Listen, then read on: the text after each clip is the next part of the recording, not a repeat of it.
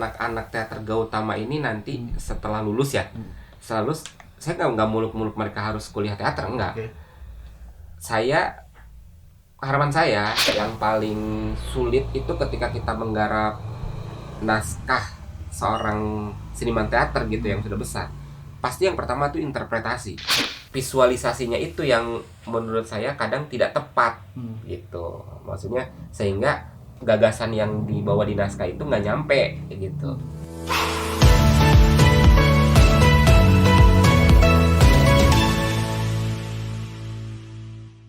Nah, kalau ngomong naskah, perbedaan ngegarap naskah sendiri dengan naskah yang sudah jadi itu apa kira-kira?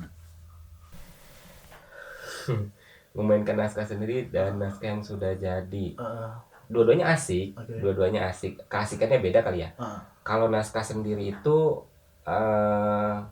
kita bisa mencapai apa yang kita inginkan gitu. Maksudnya karena saya tahu nih, oh ini capaiannya di sini nih, capaian klimaksnya di sini, saya tahu gitu. Jadi itu bisa ketepatannya itu bisa 100%.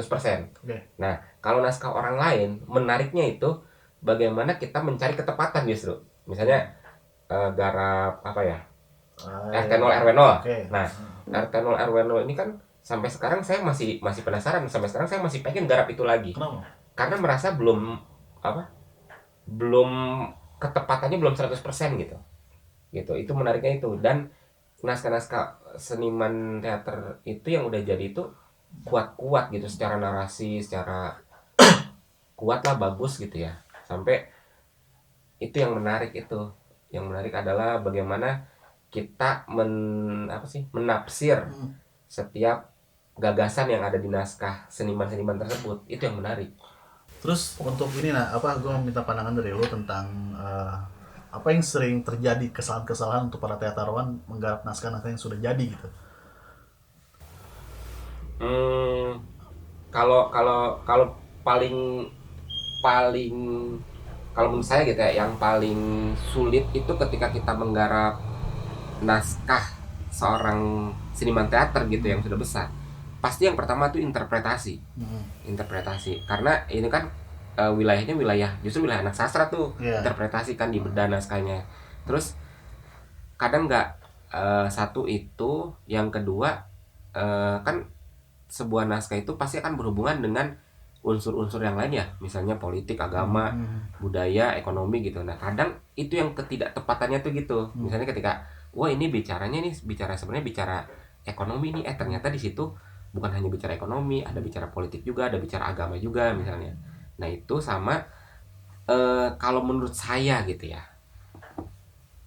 transformasinya. Maksudnya? Transformasi, jadi misalnya sudah ditafsirkan, terus dibuat visualnya kan, di panggung gitu ya. Nah, visualisasinya itu yang menurut saya kadang tidak tepat gitu. Maksudnya sehingga gagasan yang dibawa di naskah itu nggak nyampe gitu. Tuh, kalau ini sih bicaranya wilayah ini kali ya, wilayah keilmuan realisnya kalau menurut saya gitu. Jadi walaupun bagaimanapun realisnya dulu nih dapet nih gitu kan. Jadi tafsirnya nanti kesananya, visualisasinya bisa tepat. Kan lu udah mungkin bisa disebut sudah melahirkan beberapa puluh aktor lah gitu. Puluh lah, mungkin udah ratusan mungkin. Dari udah pernah menggarap beberapa aktor lah. Kesulitan lu nih misalnya untuk menggarap teman-teman SMA, apalagi yang belum pernah membaca naskah lah gitu. Kan apalagi mengajar mah lumayan pegel ya. Mengulang-ulang lagi terus 3 tahun beres, ada kelas 1 terus beres gitu. Kesulitan menggarap aktor pelajar SMA. Iya, itu aja. Kalau pengalaman saya di FTM kemarin aja ya, kesulitannya itu adalah menempatkan atau membuat mereka bisa tampil di versi terbaik mereka. Itu misalnya gini, jadi saya tidak bisa memaksakan si A untuk target yang saya capai, jadi harus sesuai dengan kemampuan dia. Kan itu ya yang lama itu, waktu itu saya pas FTM itu adalah mengidentifikasi mereka satu-satu. Oh, si ini kelebihannya ini, kekurangannya ini, sini itu kan. Terus udah gitu udah pas-pasan misalnya kemampuannya, mereka juga pasti punya problematika terhadap izin orang tua, rasa apa, rasa malu, terus juga teman-teman mereka waktu untuk main teman-teman mereka. Jadi sebenarnya waktunya tipis. Nah, salah satu teknik saya waktu itu biar semuanya bisa bisa apa sih namanya, bisa sesuai porsinya, bisa eh, goal sama dirinya masing-masing, yaitu saya menempatkan mereka di porsi-porsi yang berbeda-beda gitu. Misalnya kayak yang jadi panca Adele gitu kan, si Adele ini orangnya nggak cepet capek, terus orangnya nggak punya persoalan sama orang tuanya gitu. Jadi saya kasih bobot dia yang lebih besar gitu, saya kasih karakter dia yang lebih ya sulit juga gitu kan.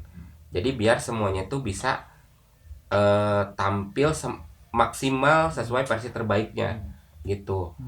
Awalnya jadi gini Mang, cerita menariknya adalah awalnya pulang malam itu atau pulang telat itu jadi kendala tuh di Gautama Theater. Tapi begitu sudah terbiasa ada komunikasi juga antara saya sama orang tua mereka gitu ya, sudah terbiasa. Dan mungkin mungkin mereka jadi percaya karena ya alhamdulillahnya Gautama Theater menang gitu. Kalau gak menang pasti saya langsung gimana sih latihan sampai malam tapi gak menang gitu kan. Dan sebenarnya malam juga nggak terlalu malam, kita paling sampai jam 7 gitu kan, karena waktu latihannya singkat gitu. Tapi alhamdulillah bedanya kan kalau ke teater pelajar itu berarti yang harus berhubungan itu bukan cuma kita sama anak-anak, tapi kita sama orang tua juga gitu kan.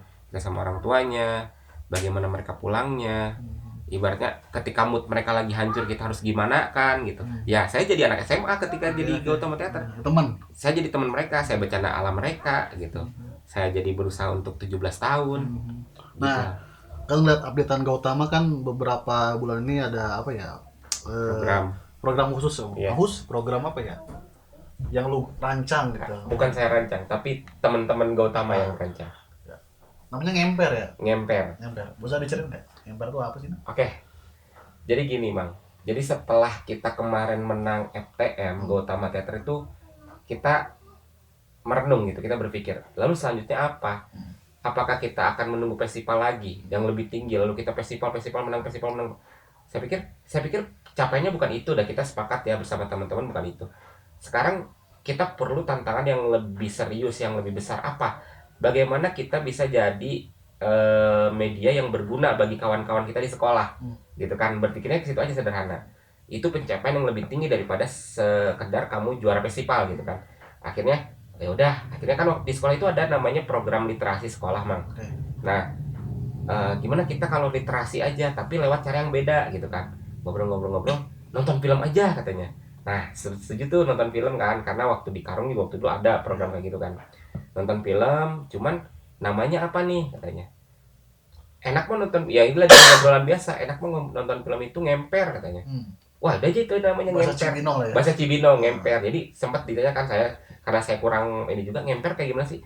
Ngemper itu ya duduk selonjoran santai katanya. Wah, asik tuh gitu kan, jadi rekreasi kan. Jadi ngemper ini nama istilah yang dikeluarkan sama SIPA, namanya SIPA gitu kan. Nah, akhirnya kita memilih kata ngemper. Jadi sebenarnya ngemper ini kegiatan 2 mingguan.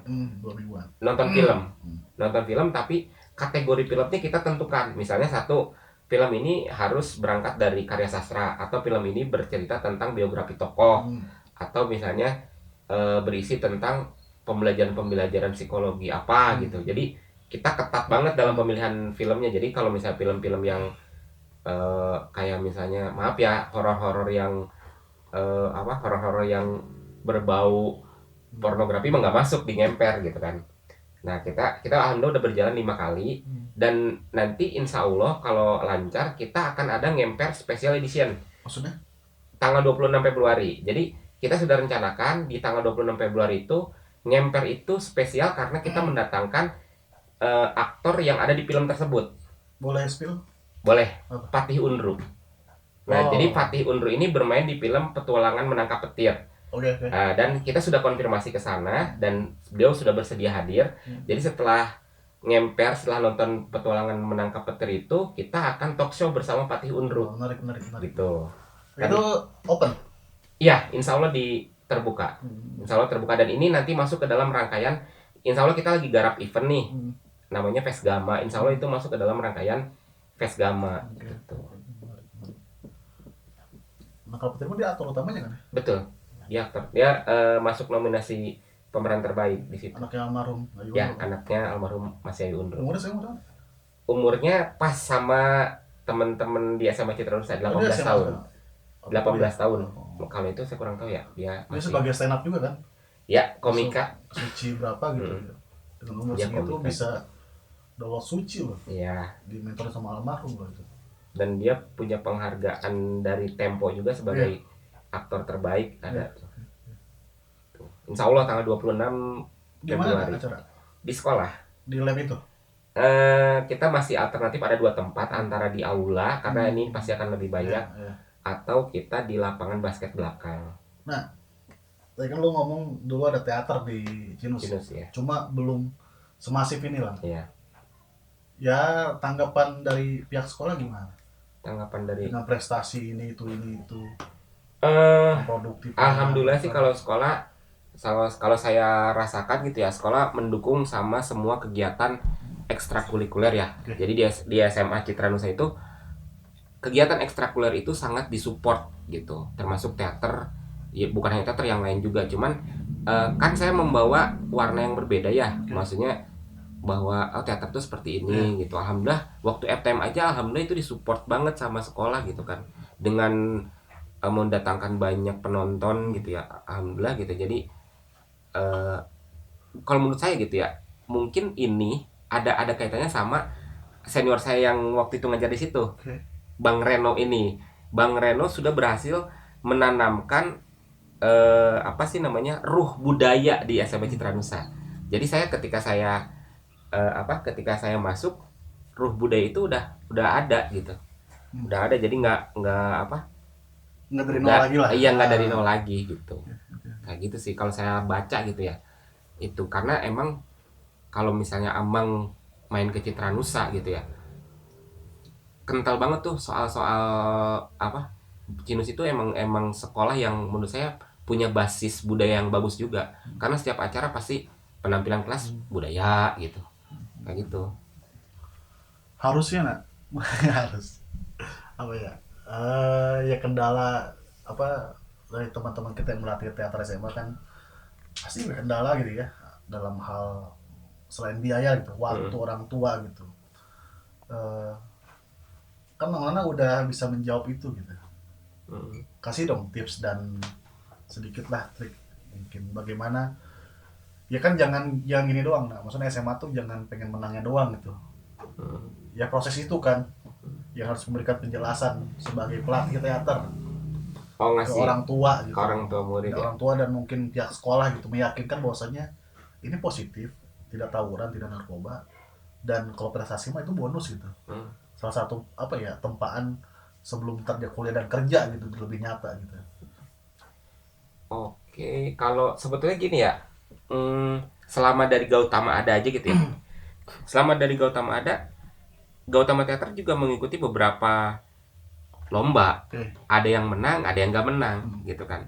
Maksudnya mungkin pencapaian terbaiknya adalah juara 1 FTM gitu ya. Tapi bagaimana cara saya meyakinkan orang tua gitu kan, bahwa anak-anak ini sedang belajar positif gitu. Saya menghancurkan urat gengsi saya dulu untuk menghubungi orang tua. Jadi kalau dulu ada beberapa orang tua di Gautama Teater juga yang itu sangat dekat dengan saya gitu. Maksudnya jadi udah bercanda lah gitu, udah bercanda, udah bawain jengkol ibaratnya gitu kan. Ada, karena anaknya juga, Mang. Jadi pertama kita deketin anaknya nih, biar anaknya ini bisa menjelaskan kepada orang tuanya bahwa ini kegiatan positif, ini nggak main-main, dan kita harus pegang nih anak ini kepercayaannya. Karena satu kali aja misalnya si anak bilang mau teater tapi main sama temennya, udah itu gak akan hilang kepercayaan orang tua. Tapi alhamdulillah anak-anak ini nggak pernah kayak gitu. Alhamdulillahnya ya, ketika teater saya bahkan gini aja, ketika misalnya mama kamu nggak percaya sama kamu, telepon aja kamu loudspeaker gitu, maksudnya saya jadi biar saya benar mereka tuh latihan teater gitu. Jadi terbuka aja sama mereka, sama orang tua gitu. Kadang kan kita menyembunyikan orang tua terus seolah-olah udah gitu. Jadi kita deketnya sama anaknya doang, sama orang tuanya enggak. Nah ini kebanggaan lu sebagai harapan lu sebagai pengajar teater di sekolah gitu. Apakah si siswa ini masuk jurusan teater kah? Apa menjadi aktor kah? Atau tetap ya apalah gitu? Okay. Apa? Kebanggaan ya atau harapan saya? Iya. Harapan saya ini anak-anak teater Gautama ini nanti setelah lulus ya, setelah lulus saya nggak muluk-muluk mereka harus kuliah teater, enggak. Okay. Harapan saya mereka menemukan apa yang mereka cari dan apa yang mereka inginkan setelah lulus, dan mereka bertanggung jawab sama pilihan mereka. Karena di teater diajarkan itu kan. Dan mereka bisa memainkan perannya. Misalnya si Amanda lulus nih tahun ini yang jadi nenek. Amanda lulus, terus dia ingin kuliah di salah satu jurusan, berarti dia pilihan dia dong. Nah, dia bisa mempertanggungjawabkan pilihannya dan dia bisa memainkan perannya di situ. Gitu kan, ibaratnya enggak dia bertanggung jawab, enggak manja apa gitu. Dia di situ. Gitu. Saya nggak muluk-muluk karena Queenie ini kan sekarang masuk ke UI. Terapi okupasi karena dia emang pengen jadi dokter dan pengen orang tuanya juga mensupport, tapi di sana dia juga berteater di teater UI. Nah, dia masuk ke pengurusan inti malah di teater UI sekarang. Nah, itu maksudnya dia bisa memainkan perannya gitu. Dia bisa mencapai cita-citanya, dia nggak perlu jadi mahasiswa teater gitu, tapi dia tetap berteater gitu. Ya itu sih harapannya kayak gitu aja, sukses di posisinya masing-masing. Di porsinya masing-masing. Kalaupun ada yang jurusan teater, ada sih. Sudah ada, tapi dulu dia sebelum Gautama ada. Tapi belajarnya sama saya. Gen 1 itu. Bukan Gen 1, bukan. Sebelum Gen 1 ada, dia kan emang dulu teater sebelum Gautama teater nih. Dia diisi Jogja jurusan teater. Nah, kalau yang sekarang juga ada anak seniman kelas 10. Ada anak seniman kelas 10, kayaknya memang dia nih kalau saya lihat lulus kuliahnya di kampus seni karena dia ada darah dari bapaknya seniman. Dan anaknya juga mau. Anaknya juga emang udah bergaya seniman banget. Gitu, gaya-gayanya udah seniman banget. Ya itu mah darah lah, itu mah turunan. Thank you Manana, waktu dan tempatnya nih kita ngobrol tentang teater dan sekolah, mungkin yang lebih tebal nih ya, pengalaman Nana juga tentang menggarap teater karung kah, teater independen kah, sekarang lebih konsisten di teater sekolah. Sukses terus Mang Nana, terima kasih, dan teman-teman terus saksiin aja di YouTube-nya Fokus Teater Bogor, kita akan hadirkan para penggiat teater Bogor aja. Oke? Assalamualaikum.